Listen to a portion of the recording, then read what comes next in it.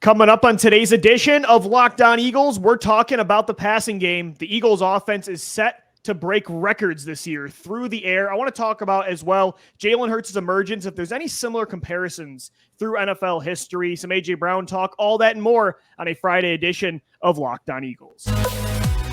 You are Locked On Eagles, your daily Philadelphia Eagles podcast.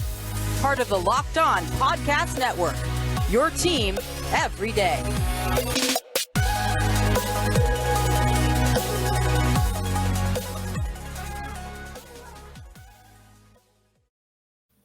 We thank you so much for making Locked On Eagles your first listen each and every day. Welcome in, Eagles fans, to a Friday edition of Locked On Eagles. I'm Louis DiBiase. He's Gino Camilleri. Today's show is brought to you by LinkedIn Jobs. LinkedIn Jobs helps you find the candidates you want to talk to faster. Post your job for free at linkedin.com/LockedOnNFL. You can find our podcast Monday through Friday on all podcast platforms, on YouTube and on Twitter. Hit us up at Locked On Birds, at DiBiase LOE, and at GC24_football. We got Monday Night Football this week between the Philadelphia Eagles and the Washington Commanders. The Commanders 4-5, the Eagles 8-0.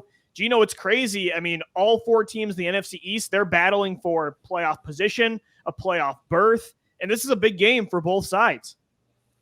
It feels good to see other divisions that had higher aspirations not doing so great. You look at the NFC South, they seem to have taken that reign from the Philadelphia Eagles as being potentially the worst division in all of football. It is an absolute mess down there. You have Marcus Mariota battling PJ I think it's Walker. Desmond Ritter time in Atlanta, man. It might that be. One throw when he's rolling on the ground yesterday, that was a tough game to watch.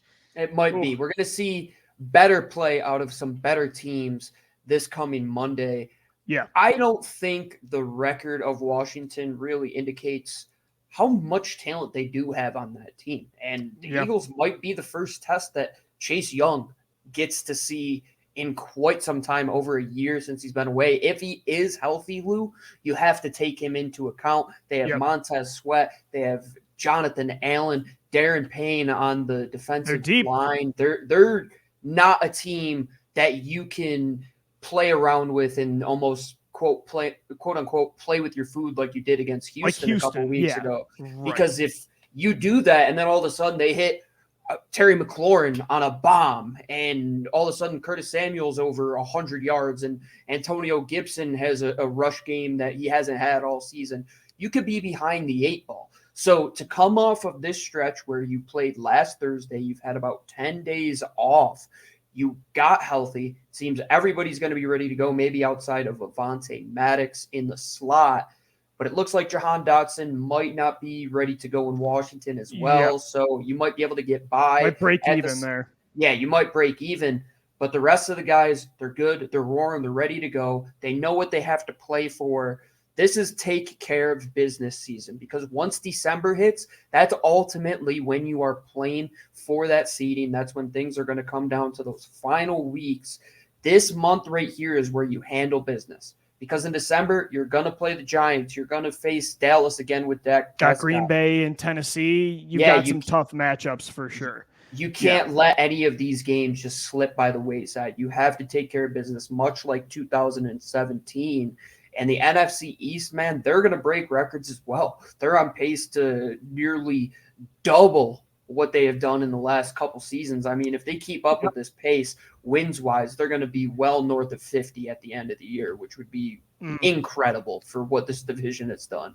But at the same time, the Eagles did handle business pretty easily last time they played this Washington team. Obviously, you don't overlook them, but Gino, a key and what I'm feeling really good about is, and the past few years has been about the Eagles rushing attack, but this year it's really been about, balance, of course. They've had their games where they turn into the best rushing offense in the league, but against Washington week 3, they dominated passing the football. 340 yards that day for Jalen Hurts, 3 touchdowns. DeVonta Smith with over 160 yards, the best game of his career. And I'm feeling very confident, although you mentioned a lot of that talent on the defensive line. I'm feeling very confident in this team's ability to throw the football down the field on primetime football, especially seeing the way Jalen Hurts has been dealing from inside the pocket the last few weeks. And, it's really cool to see how good they've been throwing the ball this year. Obviously, it was a huge question mark in the offseason. Not only have they proven us wrong completely and checked every box, but they're on pace to break a ton of passing records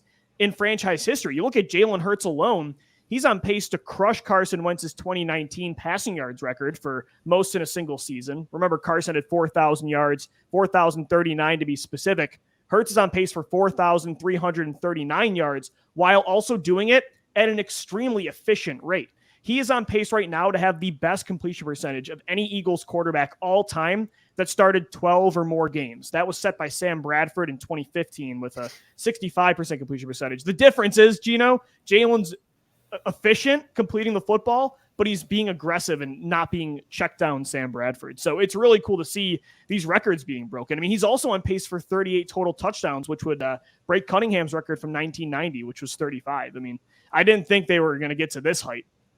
And if you look at his interception rate, I think that's the one statistic that can have like the best turnover differential ever for an MVP candidate, or one of them. He's on pace. If they've played 8 games right now, they still have 9 left to go. If he's averaging 2 interceptions in an 8-game span, what's he going to end wasn't the year his fault, with? by the way. Sub 5. He's going to end the year with sub 5 interceptions. That would be the biggest growth of Jalen, because if you saw his first couple years in the league, the aggressiveness has always been there, but the threat of throwing interceptions was real. He turned the ball over in some key spots in the last 2 seasons. What he has done is kept that aggressiveness, done it in a more effective manner, and you talk about the idea of improving accuracy. That needs to be put to bed. That is clear. You've seen Josh Allen, who had barely above 50% completion percentage coming out of Wyoming. He crushed all those numbers. You look at Jalen Hurts' first year in the league, he's barely above completing 50%. He's close to 70% this season, Lou. If he continues at that pace in not even his 3rd full season in the National Football League, it's crazy, man. That is huge. And that's even what you Wentz want to see in your guy. Yeah, Gino, even Wentz in 2017, the last quarterback to have an MVP-like year for the Eagles, he was pushing the ball down the field and being aggressive, but he was only completing like 63, 64% of his throws. What Hurts is doing this year with the aggression and the efficiency, again, unseen in a long time in Eagles history. It's why he's set to break a ton of records if he keeps up on this track. And it's not just him, man. Like, you look at the receiving game, A.J. Brown's on pace to break multiple records, too. He's on track for 1,500 yards this year, 1,526 to be specific. The most in Eagles history was Mike Quick in a single year, 1983, 1,409 yards. Even DeVonta Smith and A.J. Brown, you look at, they're close to breaking the reception record for most receptions by a receiver in history, which was Irving Fryer in 97 at 88. Brown's on track for 91. DeVonta's on track for 85. I mean, the 2022 Eagles offense might own the record books. It's incredible, and I think it could continue in this, I think, favorable matchup against Washington's secondary. I think you have to take that same exact formula that you went with last game and continue to run agree. with it. Because they're, number 2 against the run this year? Washington, they're up there, top tier. Yeah, you can't run on Deron Payne and Jonathan Allen in the middle of that defensive line. It's just not something you want to do. You want to try and stretch them out, read Montez Sweat if Chase Young is in this game, try and read him as well, make him make two-way decisions. But ultimately, you have to put it on the shoulders of those cornerbacks in Washington. They'll be without William Jackson, who was traded. Kendall Fuller is playing, let's say, not great. And then you have Rashad Wildgoose, who they took advantage of last game, who was on the outside. Quez burned him a few times. In the slot this game. Best of luck to him. I think you continue doing what you were doing, because the one thing you can always rely on is getting the run game working. And if you can use the pass to open up the run, where most people say, oh, you have to set up the run to open up the pass, I feel like the Eagles can really do a little bit of both. Because if they can get you to go back into coverage and have to cover A.J. Brown and DeVonta Smith and Dallas Goedert, and you take 7 guys, maybe even 8 guys at times in coverage, they're going to eat you alive on the ground. Yep. Because if you leave those guys in man, or you even get them downfield, and Jalen has a window against, let's say, less than 5 pass rushers, because they're going to double team one of the guys, they're going to win the rest of their matchups up front. You hand that ball off to Miles Sanders, you keep it in Jalen's hand just to hit the hole and go. that's where they make you pay. So use sure. the pass to set up the run this go around, man. Just go out there. You have the confidence in your quarterback who's trusting in his wide receivers and all his targets. Keep doing what you have been I agree. doing.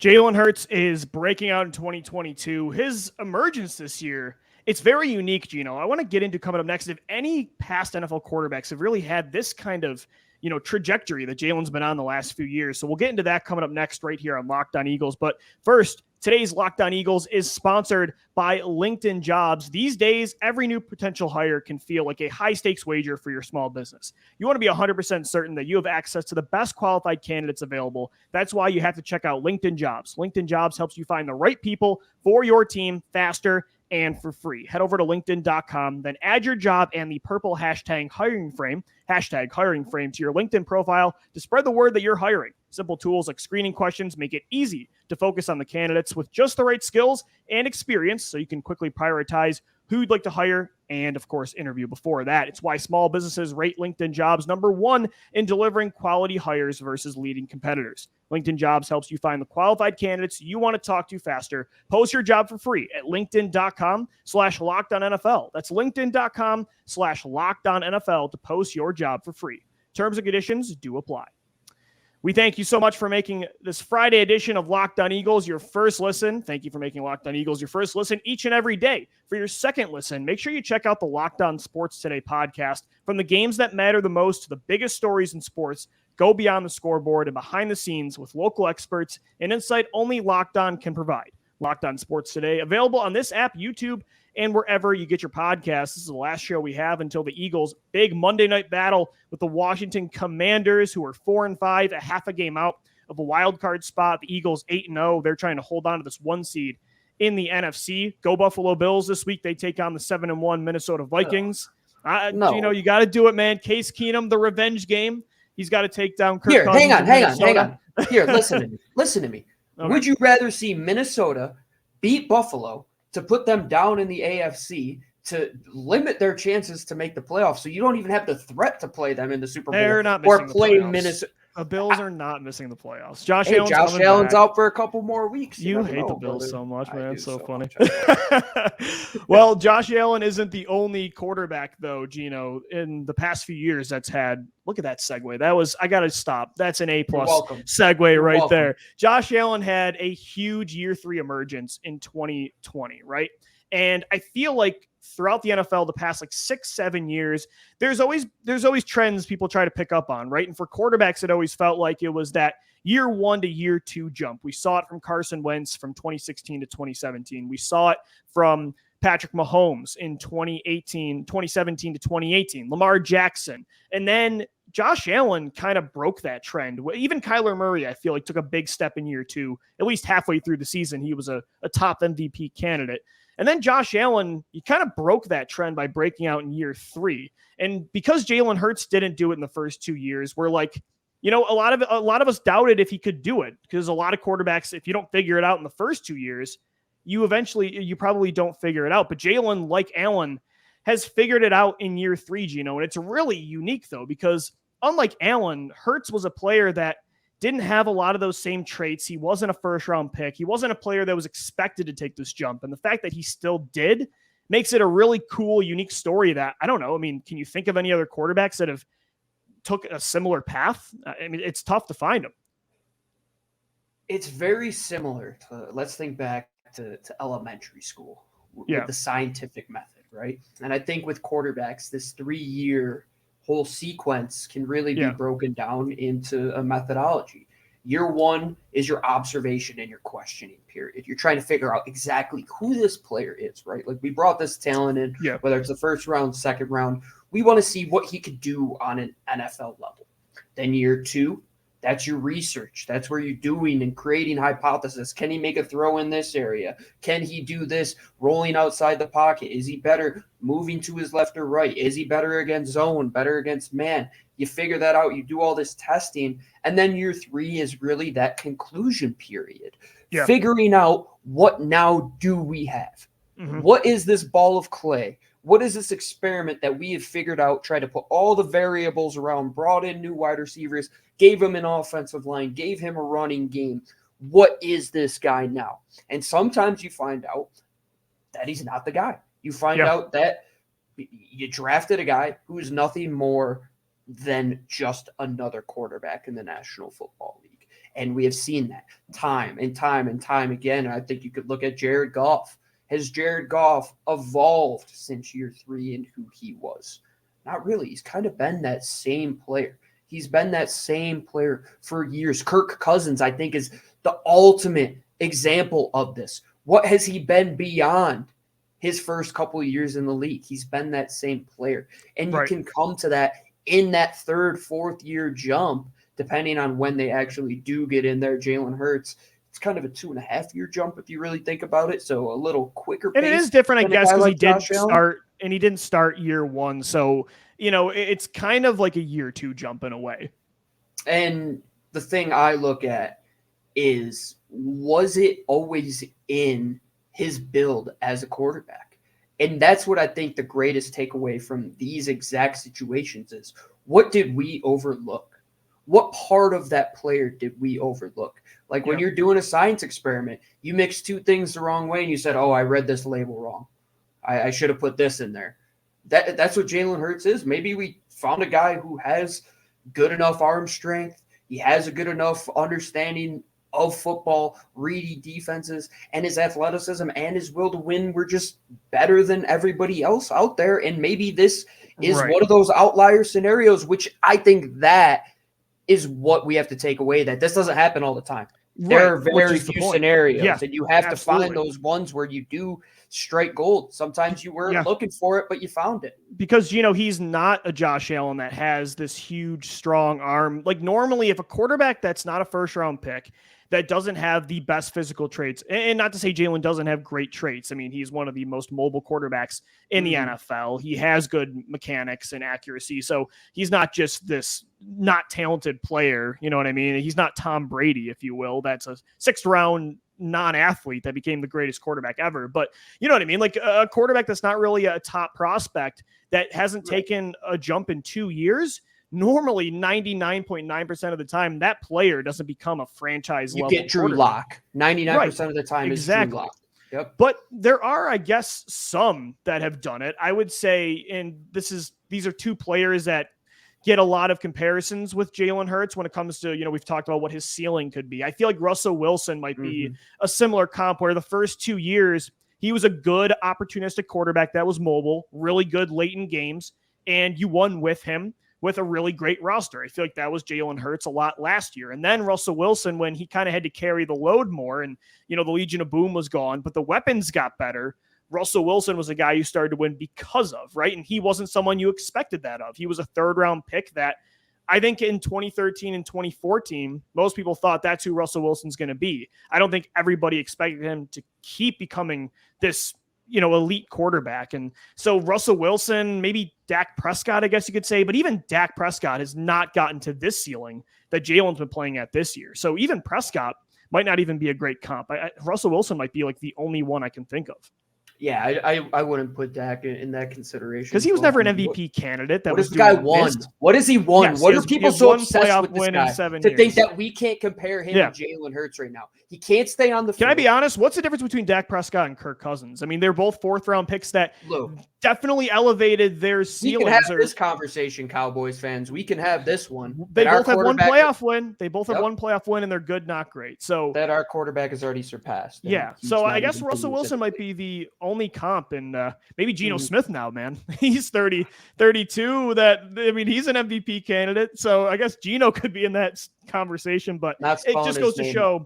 Right. It just goes to show what a cool story we're witnessing right now with the Eagles and their quarterback. I've one last point to bring this all full circle. That question that we're trying to answer, that hypothesis that we're trying to get a conclusion to, it is ultimately what you said. Is this quarterback a guy we win in spite of, we win with, or we win because of?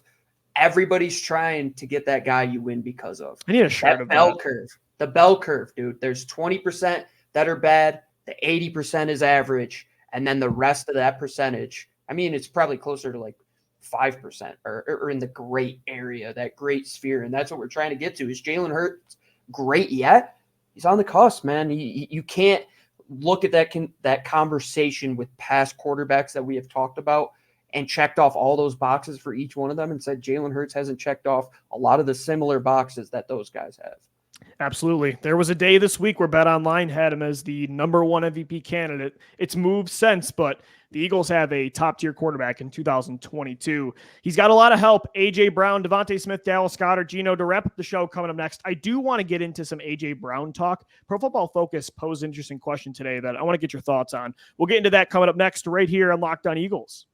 Before we do that, today's episode of the Locked On Eagles podcast is brought to you by our friends over at Simply Safe. If you've thought about securing your home with home security, but you've been putting it off, you don't want to go online, you don't want to research, well, we have the answer for you right here at the Locked On Eagles podcast, and we could get you Simply Safe, and we could get it for 50% off right now. It is their biggest offer of the year, and why you don't want to miss out. If you want to have home protection, like the back end of the Eagles defense is protected by Darius Slay, Chauncey Gardner-Johnson, James Bradbury, and Avonte Maddox, make sure you check out Simply Safe.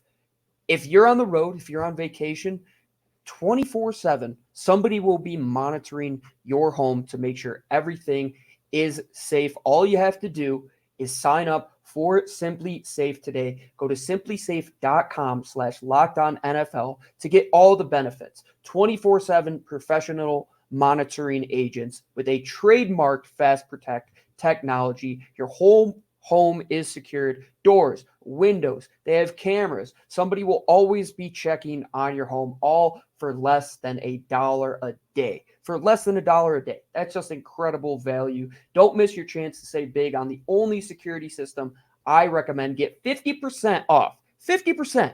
This is crazy. 50% off any new Simply Safe system at simplysafe.com/LockedOnNFL. That's LOCKEDON NFL. There's no safe like Simply Safe.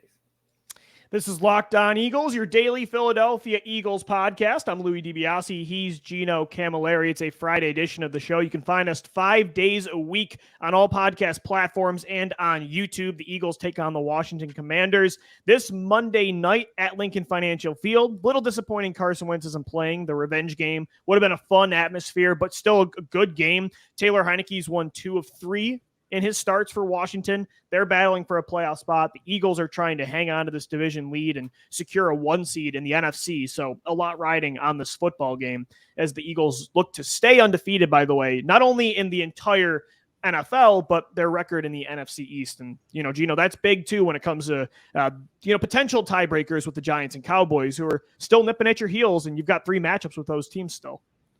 Is it unrealistic to say that the Eagles could take the 1 seed and Dallas and the Giants could have the top 2 wild card seeds? I wouldn't be surprised, man, the way it's looking. I mean, San Francisco's 4-4, and if they get healthy, they're probably better than both those teams, but they are really banged up, so I wouldn't be shocked at all. No. You have to look at schedule-wise. All these teams are going to be playing a lot of the same teams that you are, that the Eagles are. So, hey, you got to continue to win these divisional games. They're worth 2 wins. They're essentially worth 2 wins. You're putting yourself above an opponent with a win, and you're giving them a loss. You have to continue to do that. And this is one where you have to continue that trend of beating Washington at home in Lincoln Financial Field. Continue to do that on a prime national stage. And I want to say, just go out there and dominate them for 4 quarters, because this team, after last Thursday, needs an imposing win. Yeah, you got it done, but you don't want to just skate by week after week and have to pull it out in the second half. Go out there and continue to dominate for 4 quarters, and it starts with your quarterback throwing to guys like A.J. Brown. For sure. And, Gino, I'm glad you brought up A.J. Brown, because Pro Football Focus posed an interesting question today, asking if A.J. Brown is the best wide receiver from that 2019 class. And it's good timing, too, because they do take on Terry McLaurin, who in his own right, since being drafted in the 3rd round of that draft class, has been incredible with some really bad quarterback play. McLaurin's one of those guys that does a lot with a little. But I think we would both agree, right? Brown is the best of that class. There's some great ones, but it's cool to see the Eagles maybe drafted the worst one on that day, and they ended up with the best one still. I mean, that doesn't really ever get old to think about, because for years we just kept kicking ourselves over Terry McLaurin and DK Metcalf, the guys that they could have drafted instead of JJ, but they ended up with the guy that was better than even Metcalf and McLaurin, the guy that they didn't even have a chance at, A.J. Brown. I mean, it's a fun feel-good story.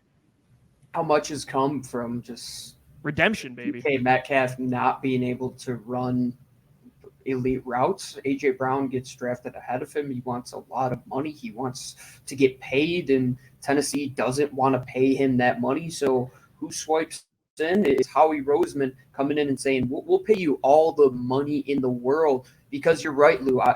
If you look at this, it's Hollywood Brown, N'Keal Harry, Deebo, A.J. Brown, Mecole Hardman, J.J. Arcega-Whiteside, Paris Campbell, Andy Isabella, DK Metcalf, Deontay Johnson, Jalen Hurts, Terry McLaurin, Miles Boykins, Hakeem Butler, Hunter Renfrow, Darius Slayton. My wide receiver Travis won that year, Fulgham, Hakeem Butler. Good Lord. Terry Godwin, my guy, Dylan Mitchell, Scotty Kelvin Miller. Harmon was in there.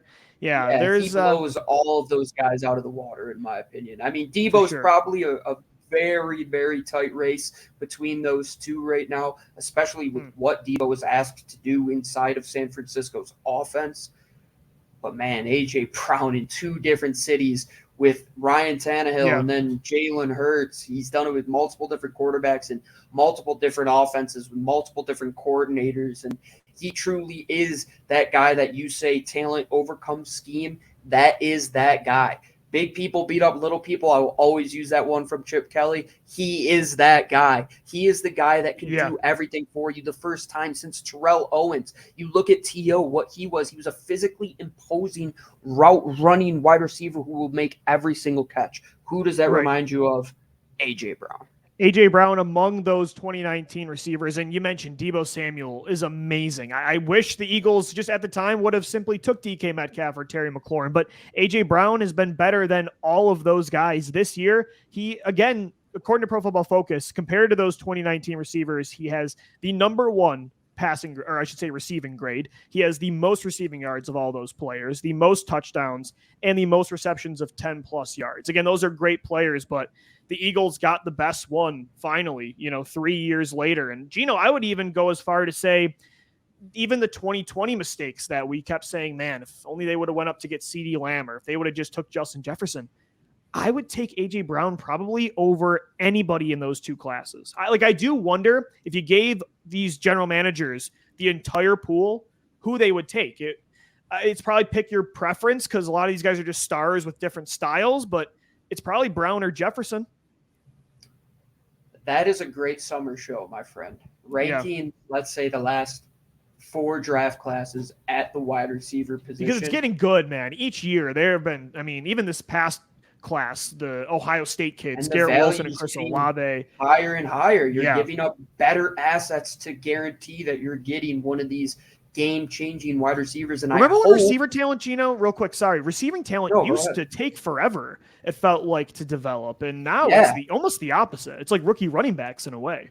Exactly. Yeah, it was like, okay, we'll wait 3 years for these guys. Yeah. Now it's like, if you can't play right away, you can't play at all. Yeah. It's what it's seeming to be. Like DeVonta comes out, dominates as a rookie. Yeah, the guy can play in the National Football League. A.J. Brown, same thing. You're doing the same thing using that same formula. Yeah, it's not a one-size-fits-all type of thing, but take advantage of teams who, one, aren't willing to pay elite-level talent, which is absolutely crazy in the National Football League for as much average talent as there is that does get paid, and two, wide receivers maybe aren't a dime a dozen. Maybe these things are like a silver dollar, and their value is only going to continue to escalate as time goes on. You think about these guys. There's not many elite ones, Lou, but those guys are changing the game. No longer is it we can just get by with these subpar wide receiving groups. Look at the receiving groups that have been in the championship games for both conferences, the Super Bowls for both conferences. It's top level, top tier talent at that position. Gino, I feel like, it's not ever going to be running back where, yes, are there more good receivers available? For sure. Should you really pay a Christian Kirk when you can get a good rookie receiver? I'm not so sure, but it's never going to be like running back because an elite receiver is not replaceable just by a Christian McCaffrey. You can replace his production probably by 75% with a couple different players, right?